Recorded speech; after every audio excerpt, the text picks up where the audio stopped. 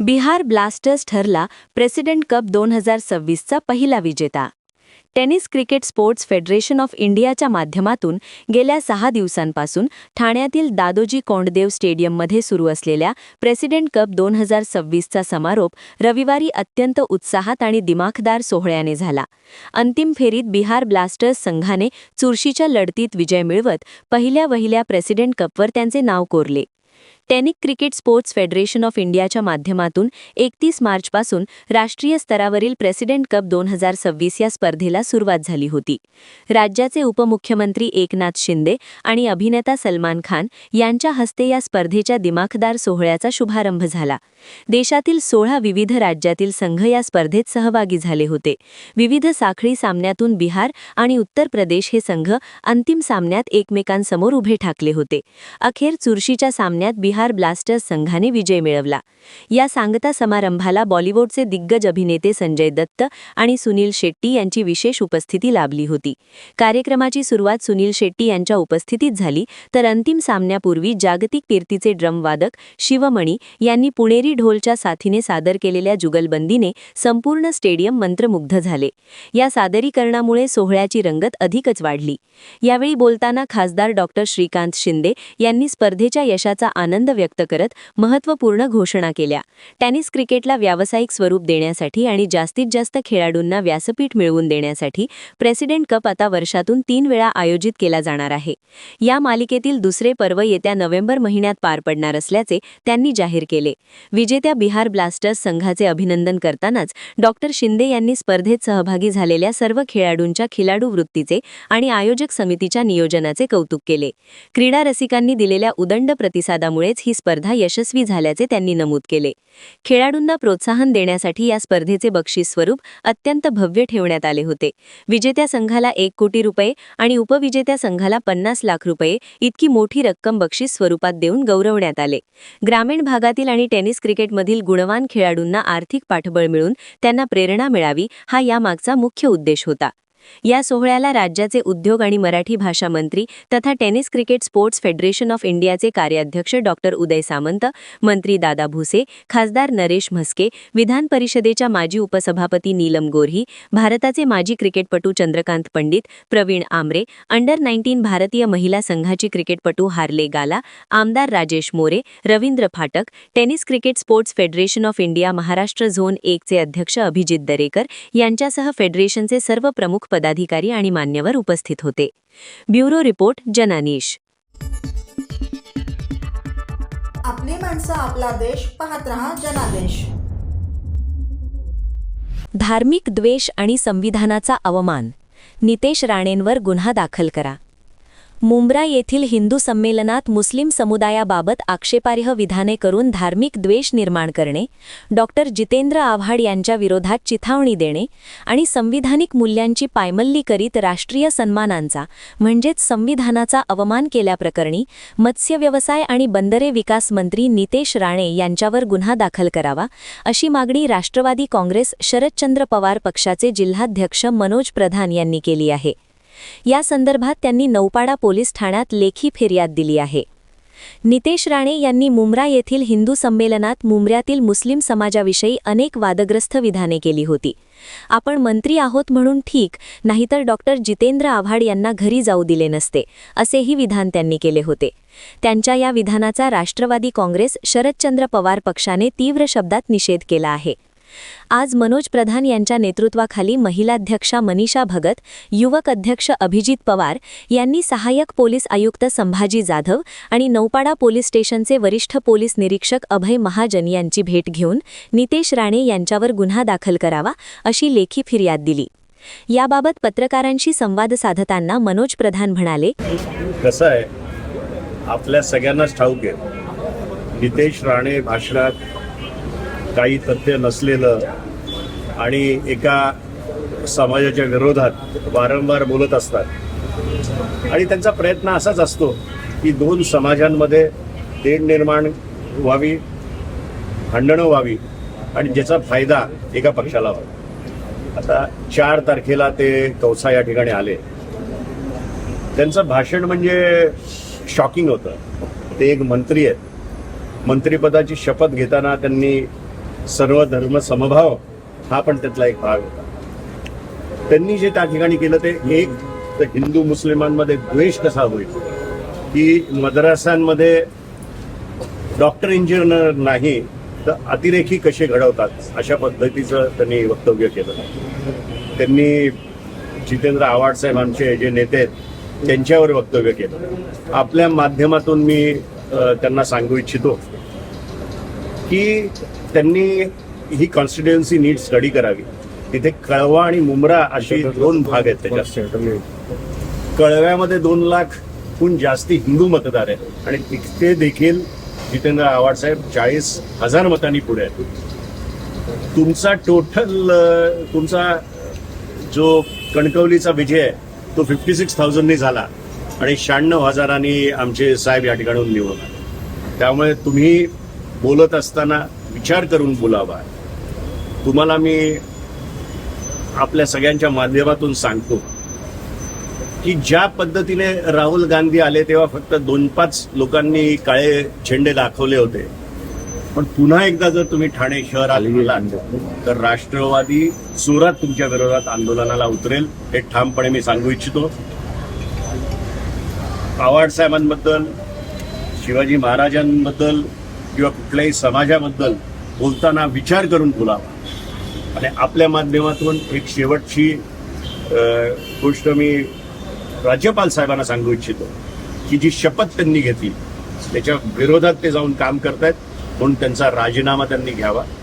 आज ACP साहेब आणि senior साहेबांना आम्ही एक 0 FIR करायची विनंती केली आहे.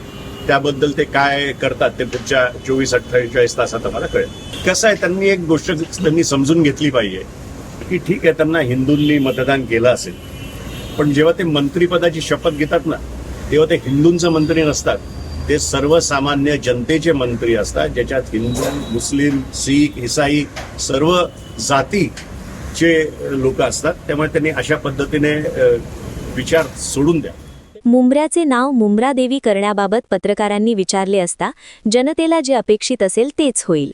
पुन्हा नितेश राणे यांनी आमच्या शहरात येऊन दंगल भडकवण्याचा प्रयत्न केला तर आम्ही जोरदार विरोध करू, असे प्रधान म्हणाले.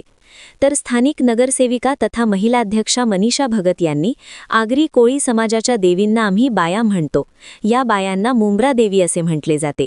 या देवीच्या नावावरूनच स्टेशनला मुंब्रा हे नाव मिळाले आहे. त्यामुळे बाहेरून येणाऱ्यांनी उगाच भांडणं लावू नयेत. येथे आम्ही सर्व भावकीसारखे राहतो. आमच्या गावात येऊन भांडणे करण्याचा प्रयत्न आम्ही सहन करणार नाही, असे सांगितले. यावेळी जिल्हा प्रशासन सरचिटणीस राजेश साटम, महाराष्ट्र प्रदेश सरचिटणीस मकसूद खान, मिलिंद बणकर, सचिन पंधरे, शिवा कालूसिंग, आशिष उमासरे, साहिल उदुगडे, प्रवीण सिंग, कैलास सुरकर आदी उपस्थित होते. ब्युरो रिपोर्ट, जनादेश. आपली माणसं, आपला देश. पाहत रहा जनादेश. ठाणे महानगरपालिकेचे मालमत्ता कर म्हणजेच प्रॉपर्टी टॅक्स भरण्याचे आवाहन. सन 2022-23 या आर्थिक वर्षाचे मालमत्ता कराचे म्हणजेच प्रॉपर्टी टॅक्सचे बिल ठाणेकर करदात्यांना महापालिकेमार्फत आर्थिक वर्षाच्या सुरुवातीस म्हणजेच माहे एप्रिल 2022 मध्ये देण्यात आलेले आहे. तथापि अद्यापही काही करदात्यांनी मालमत्ता कर महापालिकेकडे जमा केलेला नाही. सध्या आर्थिक वर्षाचा अंतिम टप्पा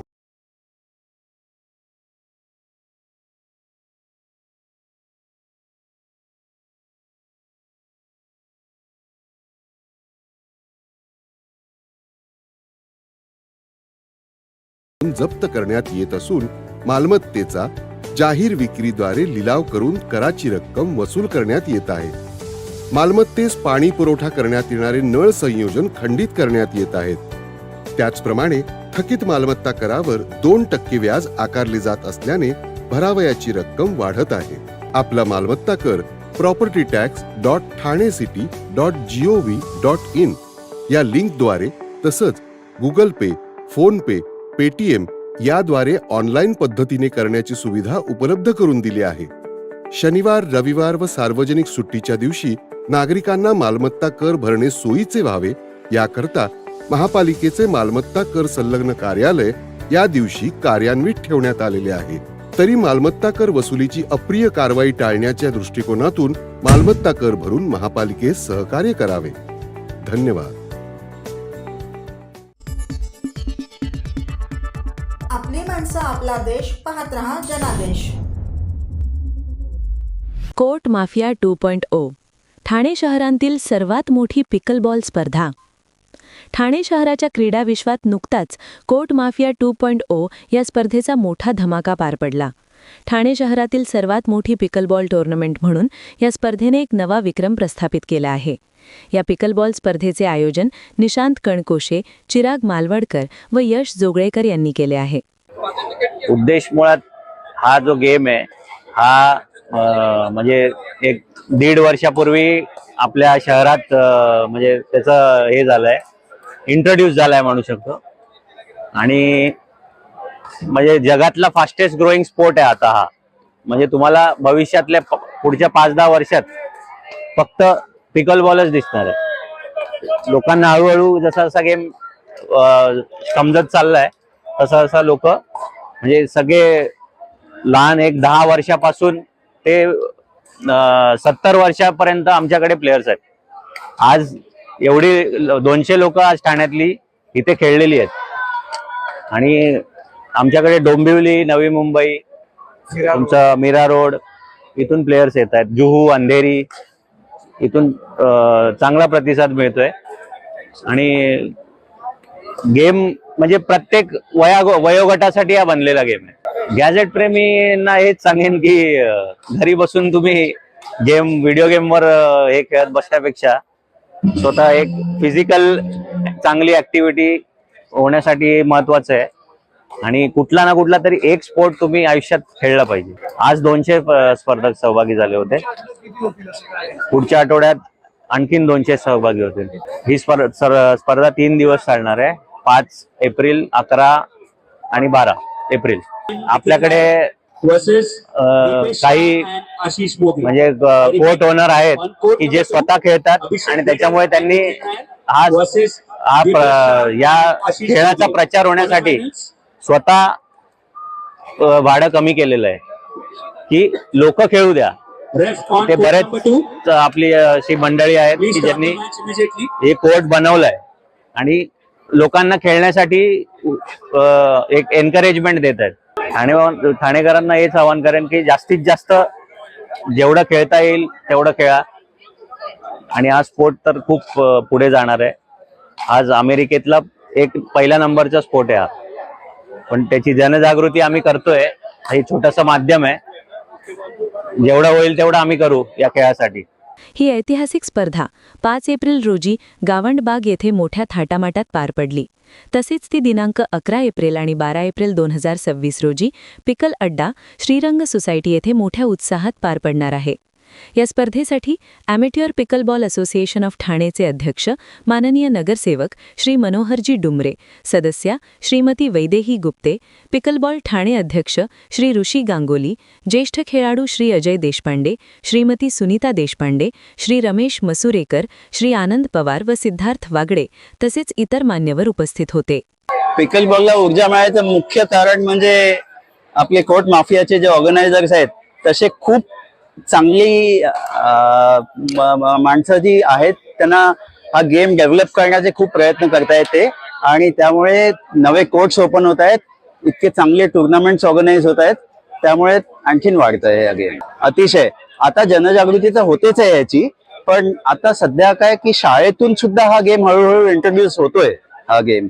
आणि एकदा शाळेत हा गेम झाला की मग त्याला खऱ्या अर्थाने त्याची ग्रोथ होईल, वाढ होईल. खूपच छान. म्हणजे आता ठाण्यामध्ये माझ्या मते अंदाजे 25-30 कोर्ट तरी झाली असतील. अतिशय म्हणजे मी 1-2 वर्षापूर्वी ठाण्यात आलो, 3 वर्षापूर्वी, तेव्हा हार्डली 3 की 4 कोर्ट्स होती. आणि आज जवळजवळ 25-30 कोर्ट्स ठाण्यामध्ये झालेली आहेत. आणि यामुळे नक्कीच ह्या खेळाला उभारी मिळते. हा खेळ 2 गोष्टीसाठी खेळतात.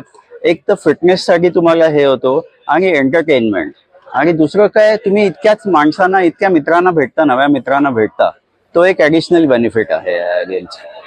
आणि यंग आता आधीपर्यंत काय होतं की मोठी माणसं म्हणजे 35+ ती जास्ती हा गेम खेळायची, पण आता यंग जनरेशन सुद्धा याच्यात खूप मोठ्या प्रमाणाने येत आहे. आणि स्पेशली त्यांच्यासाठी सुद्धा आपण स्पर्धा ठेवतो की अंडर 14, अंडर 18 अशा त्याच्या स्पर्धा होतात त्यांच्यासाठी सुद्धा. जास्तीत जास्त लोकांनी येऊन हा गेम बघा आणि खेळायला सुरुवात करा. इन्फ्रास्ट्रक्चर आहे आपल्याकडे, you just have to come and play. Mumbai ठाण्यातील सर्वोत्तम 400 खेळाडूंनी या व्यासपीठावर आपली ताकद दाखवून दिली. कोर्ट माफियाच्या या दुसऱ्या पर्वाला खेळाडू आणि क्रीडाप्रेमींचा अभिभूत प्रतिसाद लाभला. या स्पर्धेदरम्यान चुरशीच्या सामन्यांनी प्रेक्षकांचे डोळे दिपवून टाकले. ब्युरो रिपोर्ट, जनादेश.